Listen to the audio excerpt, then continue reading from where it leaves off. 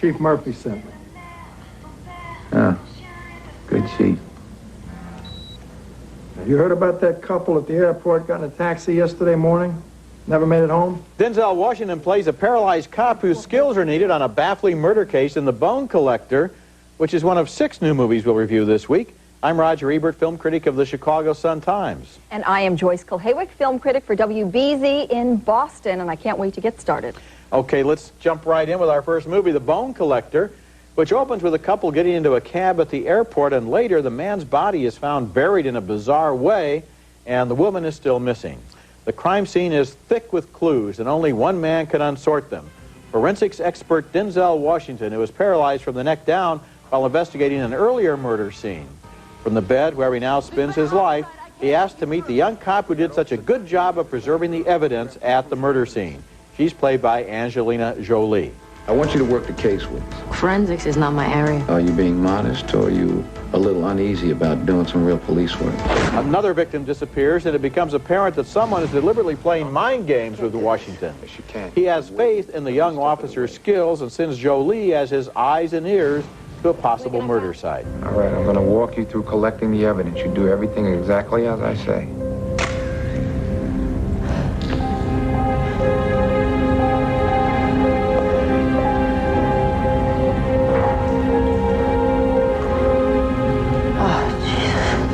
Talk to me. It's a bloody bone. Each crime scene includes a tiny bit of old paper. Do these clues fit together to make a single message? Enhance. Fade.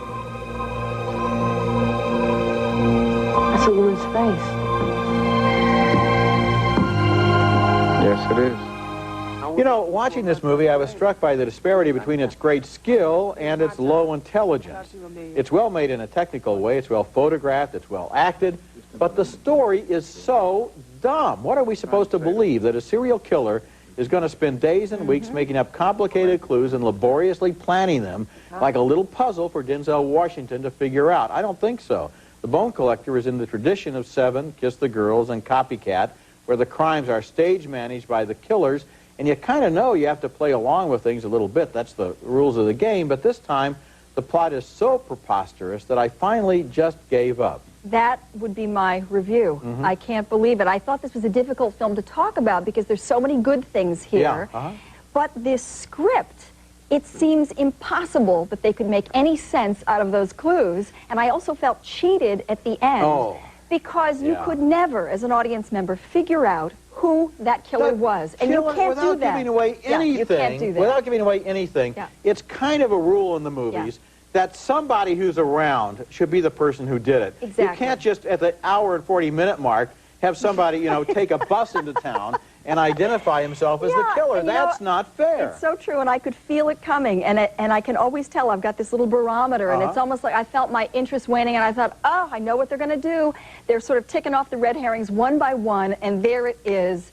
And okay, and it didn't, and we weren't prepared, and who cares? Yeah, in fact, how about a real movie about a paralyzed cop and a young woman who has read his books and stuff? A real about them as characters. All the ingredients were there. Instead of this preposterous story. Exactly. Terrific. Our next film is quite timely as we obsess about the millennium. It's from Canada, where it won the equivalent of 3 Oscars. It's called Last Night, and is a pre-apocalyptic vision of the last night on Earth. Patrick and Sandra were strangers but met after her car was stolen. Now they're looking to steal one themselves so that Sandra can get home to her husband. She's played by Sandra Oh. I know in my heart that I'm not in a meaningful relationship right now. I'm not with a woman that I love, and I can deal with that. I just feel that now is not the time to compromise. There's something to be said for human companionship. This one? Fine. Okay. Stand back. No, wait. Oh, Jesus. I can't drive standard. While Patrick wants to be alone and Sandra wants her husband, Patrick's friend Craig wants to have sex, which he does with almost everybody, including his high school French teacher, played by Geneviève Bujold. Au revoir, madame. Adieu. Adieu.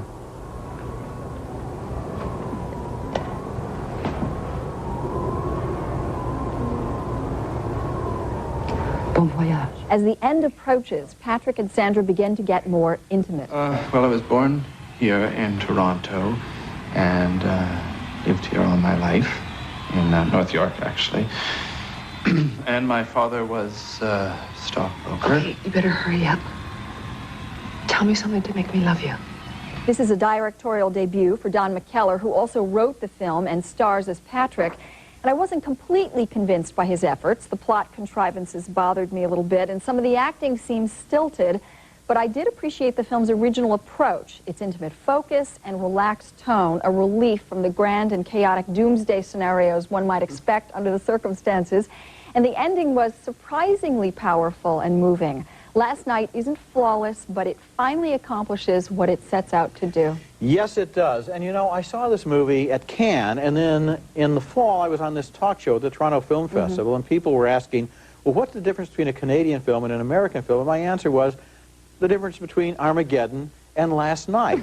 Because Hollywood makes these movies with Bruce Willis blowing up asteroids, and Canada makes movies about people who sit in a room and think about what life has meant to them and what they mean to each other and how they want to have a little dignity and a certain amount of sweetness and bittersweet grace as the end approaches. This movie is surprisingly touching. In fact, I think the filmmaker was trying to poke a little fun maybe at his countrymen doing that. I think it's a little bit autobiographical. You know, everybody's so calm, and I almost didn't buy that. It almost seemed like somebody should have cracked up, and it's going on around the periphery. There are people in the square who are demonstrating and treating it all like it's New Year's Eve. So they are there, but these people behave kind of the way I would. If you wanted to make a movie about the end of the world, how would you end your movie? He has answered that question. He has. Correctly. Coming up later in the show, Chris O'Donnell and Renee Zellweger have a very on-again, off-again engagement in The Bachelor. He botched it! Coming up next, Liberty Heights with Joe Mantegna and Bebe Neuwirth. Put the Fuhrer on the phone.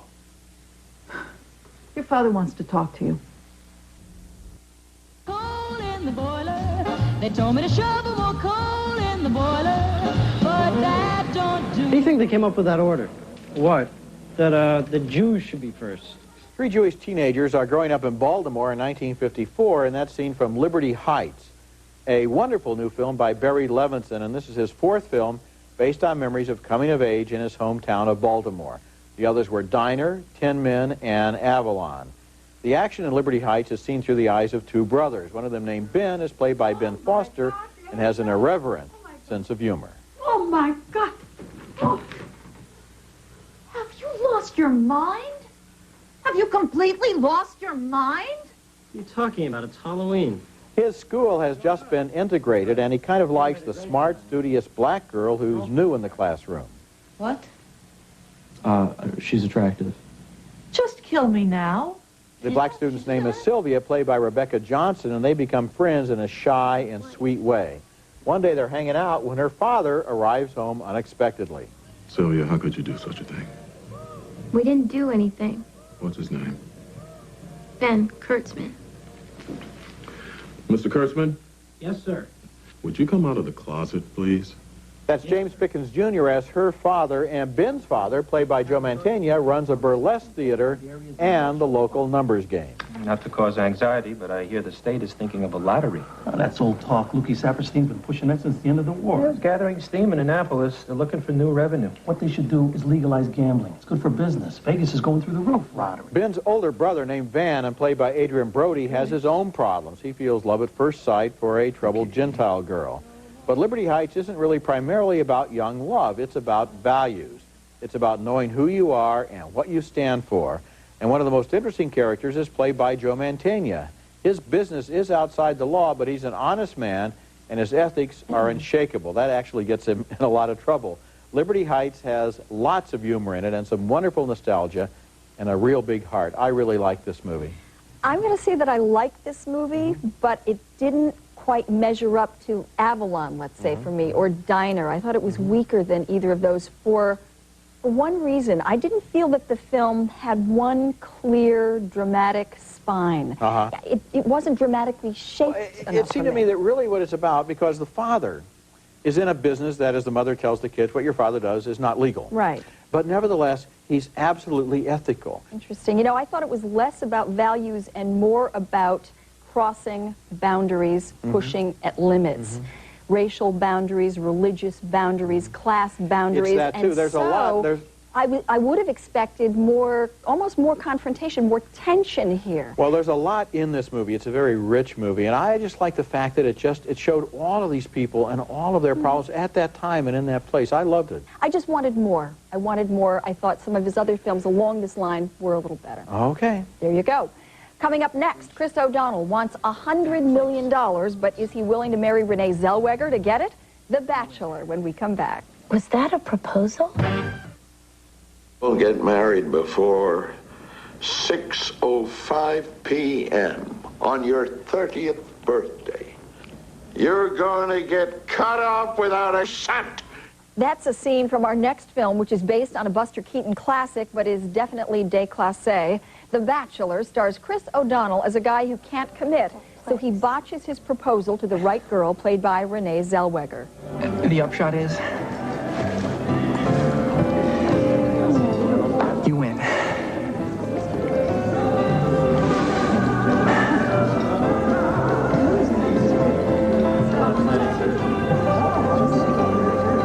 You win? Was that a proposal?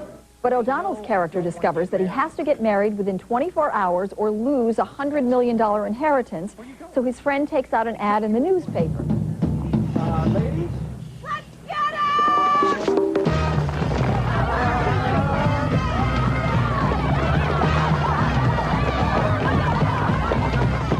The bridal stampede is ridiculous and demeaning. The plot far-fetched, the characters two-dimensional, even the cameos by Brooke Shields and Mariah Carey fall completely flat.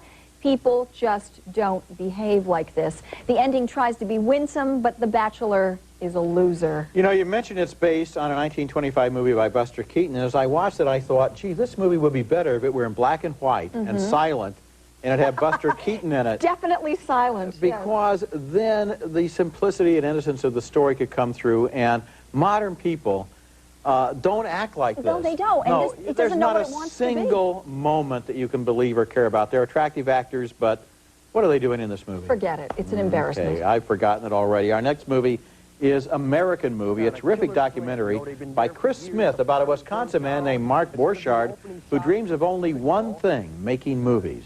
He hasn't had much success, but he is boundlessly optimistic, and in this scene, he pitches his latest production. It's an alcoholic man compelled to go to this group meeting by his one and only friends left, but they're not that helpful, the group, you know? You know about the group thing? Yeah. Okay. That's his good friend Mike Shank there. Borchardt would like to turn him into a cameraman, but Mike's technique is shaky. But I mean, if you would see an action, you would kind of like centrifugally focus on it being in the center.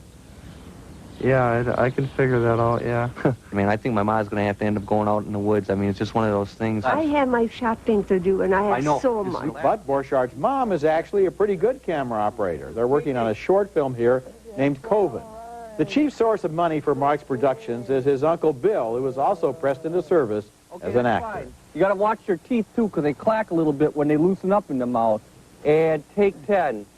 It's all right. It's okay. It's something to live for. Jesus told me so. And here is the opening sequence from the movie they're working on, Coven, which, true to Borchardt's dream, is actually available on home video. It's all right. It's okay. It's something to live for. Jesus told me so. American Movie is funny, but it's also kind of inspiring. It's funny because Mark Borchardt is a real character. I kept thinking that if the heroes of Wayne's World made a movie, it would go a lot like this.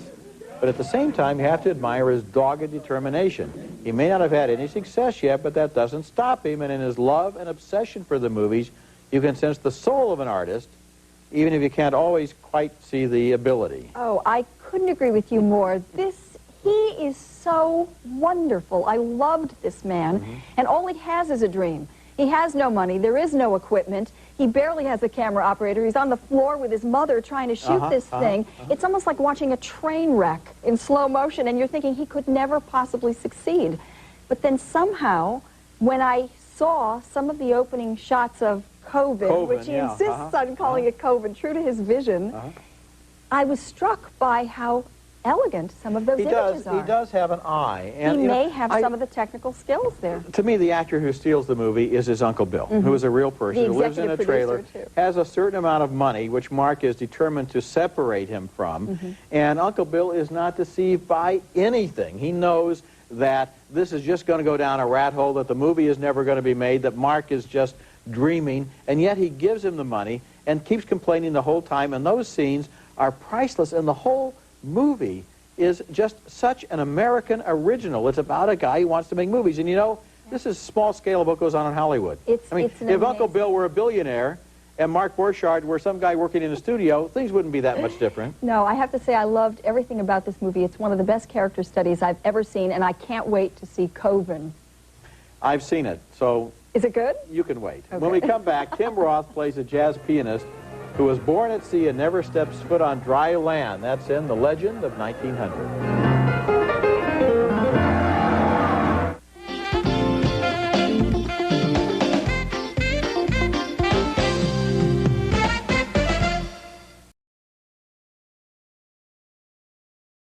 Next up is the first English-language film by the Italian filmmaker who gave us the lovely Cinema Paradiso, Giuseppe Tornatore.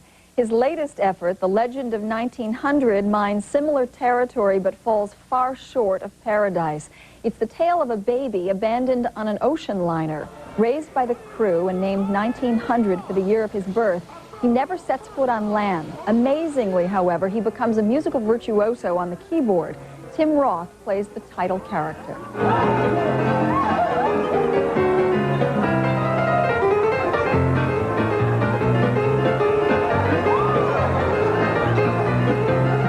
Hey. 1900 forms a close friendship with a member of the ship's band, a trumpet player played by Pruitt Taylor Vince.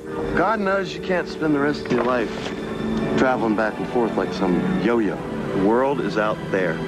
This conversation is almost as heavy-handed as the musical duel that ensues between 1900 and jazz legend Jelly Roll Morton, played by Clarence Williams III, who boards the ship ready to do battle. The only reason why I'm hopping this crappy tower is because there's a gentleman I want to meet. They say he plays a hot piano. The scene with Jelly Roll Morton culminates in the music getting so hot that 1900 is able to light a cigarette on the overheated strings of his piano.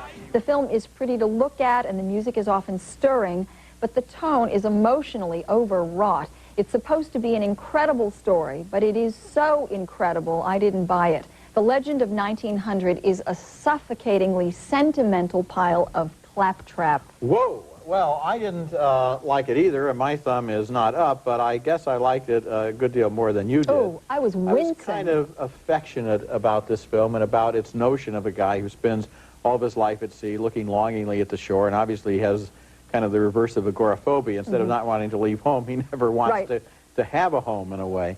But the flaw in the musical duel was that I thought Jelly Roll Morton was better. He was really fooling with him, and it was kind of nasty. He made him dangle out there, and then he really sort of nailed it. And I thought, why is this so venomous? What is the point? But there's some sweet stuff in it, including his love for a woman. And he writes a theme for her, but he can't quite get down the gangplank to go and follow her, and I thought that was sort of sweet. Silly. Okay, well... And if we look at the ending of that film, there's a simple solution, but without giving anything away, let's just say there is more than one ship on the ocean. Hey, that's a good idea. We'll be back in a minute.